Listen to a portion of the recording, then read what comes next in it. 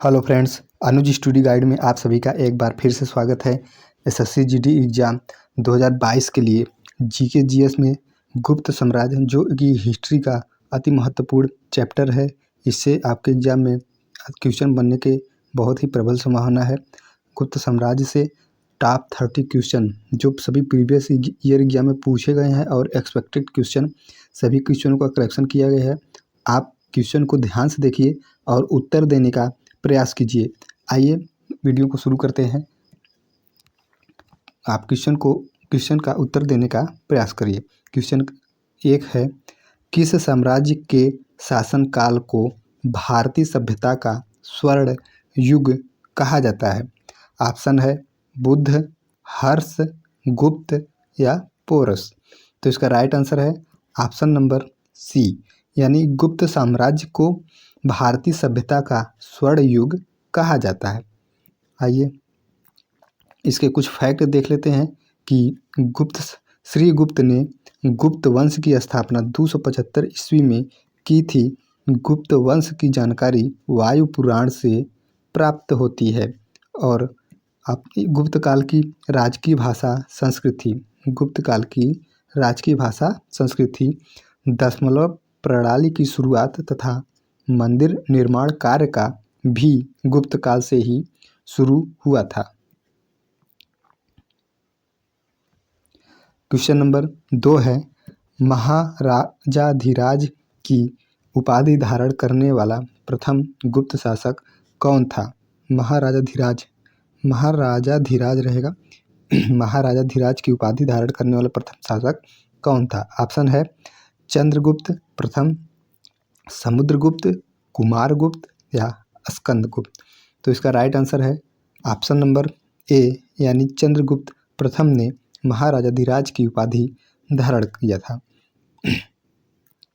आइए इसके फैक्ट देख लेते हैं। गुप्त वंश का वास्तविक संस्थापक चंद्रगुप्त प्रथम था, जिसका शासनकाल 319 से 325 ईस्वी था। इसने महाराजाधिराज की उपाधि धारण की थी। इसने 319 ईस्वी में गुप्त संवत की शुरुआत की थी, जब उसने राजगद्दी पर बैठा था 319 ईस्वी में। अगला है कि इसने लिच्छवी राजकुमारी कुमार देवी से विवाह किया था। अगला क्वेश्चन है क्वेश्चन नंबर 3, गुप्त वंश का अंतिम शासक कौन था? ऑप्शन है पुरुगुप्त, विष्णुगुप्त, स्कंदगुप्त या कुमारगुप्त। तो इसका राइट आंसर है ऑप्शन नंबर बी, यानी विष्णुगुप्त गुप्त वंश का अंतिम शासक था। क्वेश्चन नंबर 4 है, किस साम्राज्य को हिंदुत्व का स्वर्ण युग माना जाता है? ऑप्शन है मौर्य, मुगल, गुप्त या चोल। तो इसका राइट आंसर है ऑप्शन नंबर सी, यानी गुप्त युग को हिंदुत्व का स्वर्ण युग माना जाता है। गुप्त साम्राज्य को हिंदुत्व का स्वर्ण युग माना जाता है। आइए इसके कुछ फैक्ट हैं देख लेते हैं कि सांस्कृतिक उपलब्धियों के कारण गुप्त काल को भारतीय इतिहास का स्वर्ण युग कहा जाता है। आइए क्वेश्चन नंबर 5 देखते हैं। आर्यभट्ट और कालिदास किस गुप्त शासक के दरबार में थे? ऑप्शन है कुमारगुप्त प्रथम, चंद्रगुप्त सेकंड, समुद्रगुप्त और स्कंदगुप्त।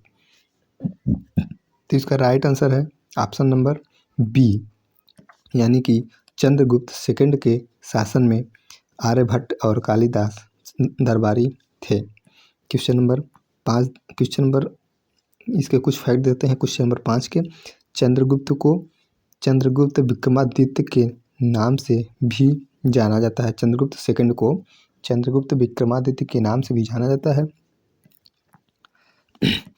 इसके दरबार में कालिदास, धन्वंतरि, छपड़क, अमर सिंह, शंकु, बेताल, भट्ट, घटकर्पण, वराहमिहिर, वररुचि जैसे विद्वान शामिल थे। क्वेश्चन नंबर 6 देख लेते हैं। घटोत्कच किस साम्राज्य का राजा था? ऑप्शन है गुप्त साम्राज्य, कण्व साम्राज्य, शुंग साम्राज्य या मौर्य साम्राज्य। इसका राइट आंसर है ऑप्शन नंबर ए, यानी गुप्त साम्राज्य का दूसरा शासक था घटोत्कच। इसके कुछ फैक्ट देख लेते हैं कि श्री गुप्त का उत्तराधिकारी एवं पुत्र था घटोत्कच। इसका शासनकाल 290 से 305 ईस्वी तक माना जाता है। क्वेश्चन नंबर 7 देखते हैं। गुप्त शासकों ने खालिस्तान नाम का जुर्माना लगाया था, जो हल रखने वाले प्रत्येक कृषक द्वारा भुगतान किया जाने वाला एक हल कर था। ऑप्शन है कर, हलीव कर, हिरण्य या शुल्क। तो इसका राइट आंसर है ऑप्शन नंबर बी, यानी हलीव कर एक टैक्स था जो सभी हल रखने वाले किसानों को देना पड़ता था। क्वेश्चन नंबर 8 है। 6वीं शताब्दी के शुरुआत में भारत की यात्रा पर आने वाले चीनी तीर्थयात्री कौन थे? ऑप्शन है 6वीं शताब्दी के शुरुआत में ध्यान रखना है ह्वेनसांग। ऑप्शन है ह्वेनसांग, फाहियान या सुंगयुन या इत्सिंग। तो इसका राइट आंसर है ऑप्शन नंबर सी, यानी सुंगयुन आया था, इसके बाद फाहियान आया था।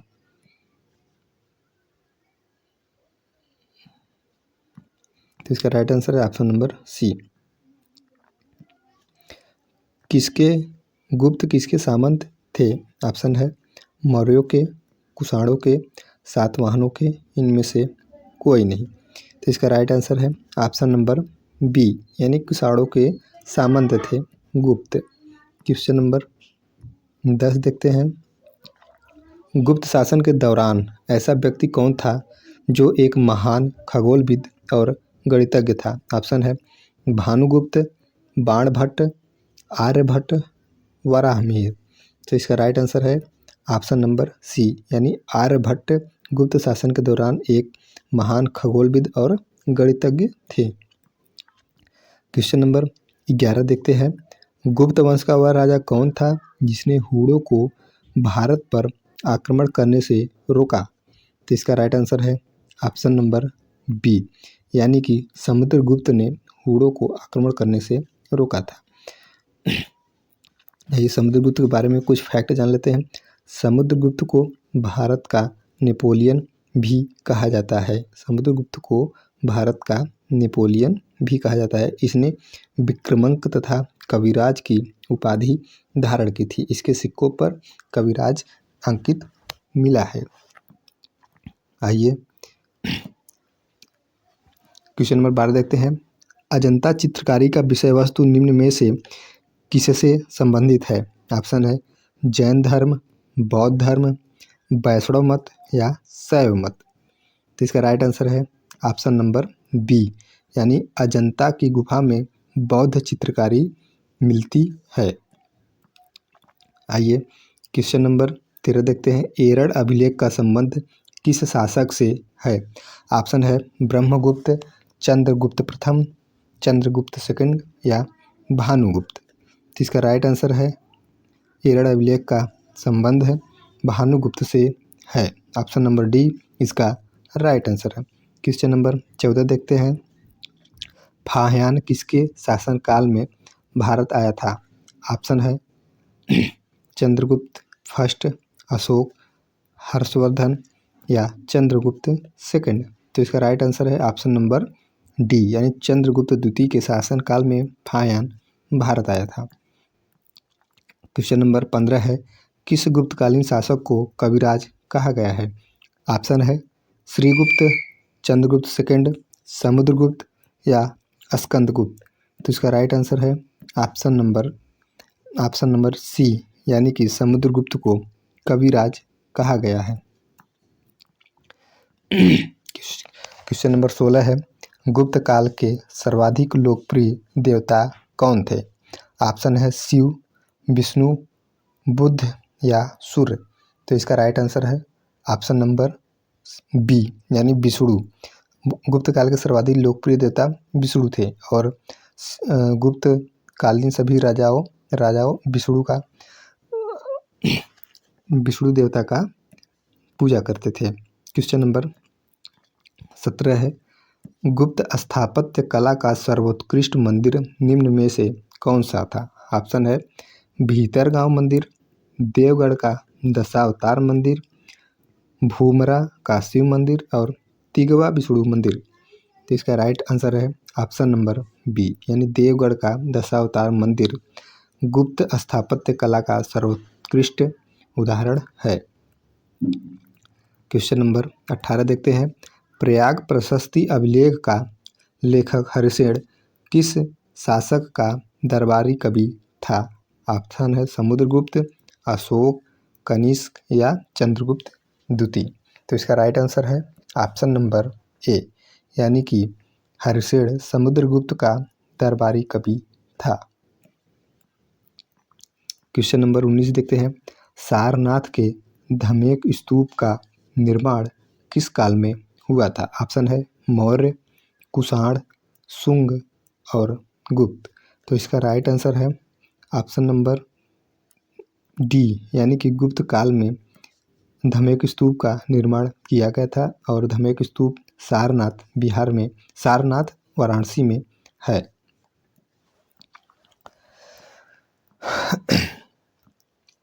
क्वेश्चन नंबर 20 है।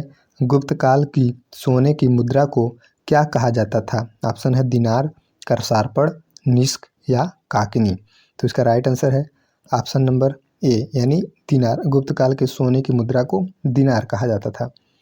क्वेश्चन नंबर 21 है। किस वंश के शासकों ने मंदिरों एवं ब्राह्मणों को सबसे अधिक ग्राम अनुदान में दिया? इसका राइट आंसर है ऑप्शन नंबर ए, यानी गुप्त वंश के राजाओं ने सबसे अधिक मंदिरों एवं ब्राह्मणों को दान दिया था। क्वेश्चन नंबर 22 है। सोने के सर्वाधिक सिक्के किस काल में जारी किए गए? ऑप्शन है गुप्त काल में, कुषाण काल में, मौर्य काल में या वर्धन काल में। सोने के सर्वाधिक सिक्के किस काल में जारी किए गए? इसका राइट आंसर है ऑप्शन नंबर ए, यानी गुप्त काल में सोने के सर्वाधिक सिक्के जारी किए गए। क्वेश्चन नंबर 23 है।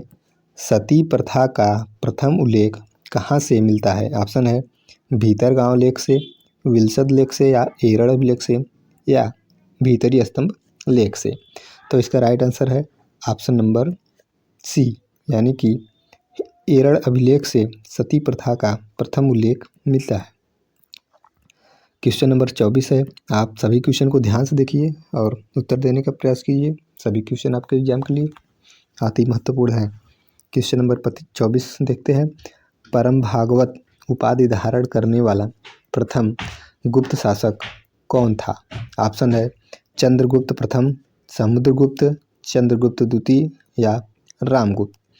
तो इसका राइट आंसर है ऑप्शन नंबर बी, यानी समुद्रगुप्त परम भागवत उपाधि धारण करने वाला प्रथम शासक था और इसने कविराज और विक्रमंक की उपाधि भी धारण की थी। क्वेश्चन नंबर 25 देखते हैं।